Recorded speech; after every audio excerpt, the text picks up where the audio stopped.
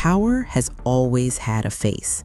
Sometimes it looked like a god king carved in stone. Sometimes it wore a crown dripping with jewels. Today, it might look like a line of code. For the first time in human history, power no longer needs a body.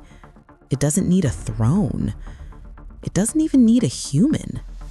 And that's the most terrifying shift of all. Let's explore today that how did power move from the hands of ancient pharaohs to the invisible algorithms running our world? And what happens next when power stops needing us completely? 5,000 years ago, the world's first power structures formed along the Nile. Pharaohs ruled Egypt as living gods. Their power came from belief and control over two things no one else had: land and grain. In a world where survival depended on food and flood cycles, whoever controlled the Nile controlled life itself. But something fascinating happened. Power began shifting, not because rulers changed, but because information changed. Egypt invented one of the world's earliest bureaucracies. Scribes with reed pens and papyrus became the true backbone of the empire. They counted crops, recorded taxes, predicted floods. Knowledge became power, and those who controlled information, even quietly, shaped nations. Fast forward to ancient Mesopotamia. The Code of Hammurabi, around 1750 BCE, introduced written laws. For the first time, power wasn't just a person, it was a system. A system carved into stone, visible to everyone. Power was evolving. Then came the empires of Greece and Rome. Rome's dominance wasn't built on gods or magic. It was built on infrastructure, roads, aqueducts, a military machine, a postal service so efficient that messages moved faster than most armies. Rome weaponized logistics, and that became the secret ingredient of power. But power is never permanent. Rome fell. Europe fractured. And for nearly 1,000 years, power rested in the hands of kings and the church, not because they controlled roads or laws, but because they controlled stories. Stories of divine right, stories of heaven and hell, stories that shaped how millions saw themselves. Humanity didn't realize it yet, but power was slowly detaching from physical force and moving into the realm of narrative. Then, everything changed in 1440.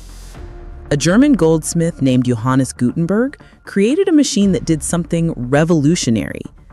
It copied ideas. The printing press shattered the monopoly of knowledge. Books exploded across Europe. Literacy rose. New ideas spread like wildfire. Within decades came the Reformation, then the Enlightenment, then revolutions.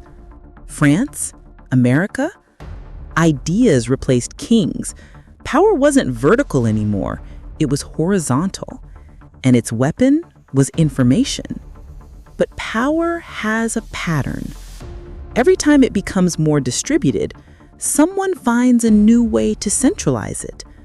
In the 19th century, empires returned. This time, fueled by coal, railways, and steel. The Industrial Revolution didn't just change economies, it changed the structure of power itself. Factories replaced farms, machines replaced muscle, corporations replaced kingdoms. A new elite was born. Industrialists like Rockefeller, Carnegie, and Rothschild. Their power wasn't symbolic or hereditary, it was economic. And money became the new throne. Then came the 20th century, the age of nation-states, propaganda, and surveillance. World wars reshaped borders and identities. The Cold War turned the world into a chessboard. Governments realized something new.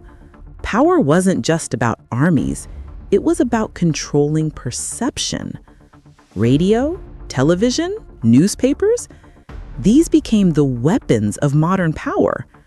In 1947, George Orwell warned that futures could be dominated by invisible watchers. He imagined Big Brother, a world where surveillance controlled every breath. But what Orwell didn't predict was that we would willingly invite the watchers into our pockets. When the internet arrived, it felt like the most democratic tool ever created. Anyone could speak, anyone could reach the world.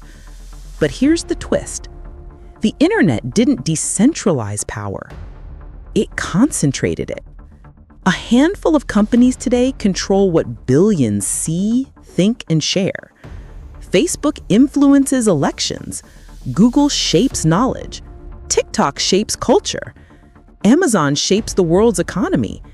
And the real power inside these companies? Algorithms.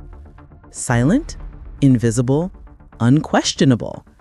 And for the first time in history, power is no longer human.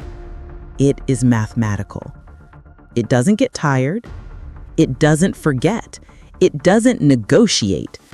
And it doesn't care about fairness. In 2023, a study by the University of Pennsylvania showed that algorithms influence up to 70% of the content we see online. MIT researchers found that false information spreads 6 times faster than truth because algorithms optimize for engagement, not accuracy. Now, what does that mean? It means the systems shaping our reality don't understand reality. They only understand patterns. Yet algorithms don't stop at shaping attention. They shape economies. High-frequency trading algorithms control most of Wall Street's stock movement. According to the SEC, up to 55% of U.S. equity trading is automated. Markets rise and collapse in milliseconds, faster than any human can react. Algorithms also shape jobs. Hiring decisions, loan approvals, insurance rates, all influenced by machine learning systems built by people we will never meet. And now, power is evolving again into a new form completely detached from human oversight: artificial intelligence. In 2024, the UN warned that AI could reshape global power balances more dramatically than any technology since the industrial age. Nations race for supremacy not in land or weapons, but in compute power, data, and advanced models. China, the US, and the EU invest billions in AI dominance. AI no longer predicts our behavior. It can influence it, steer it, shape what we fear, shape what we desire. Some experts call this the rise of algorithmic governance, where decisions that affect millions are made by systems too complex for even their creators to fully understand. But with every shift in power, humanity responds. We question, we adapt, we fight back. Just as people once challenged kings and emperors, today societies are beginning to push for transparency, digital rights, and ethical AI. Because the future of power might not be a ruler sitting on a throne. It might be a negotiation between humans and machines. So, the real question becomes, will algorithms serve us, or will we end up serving them?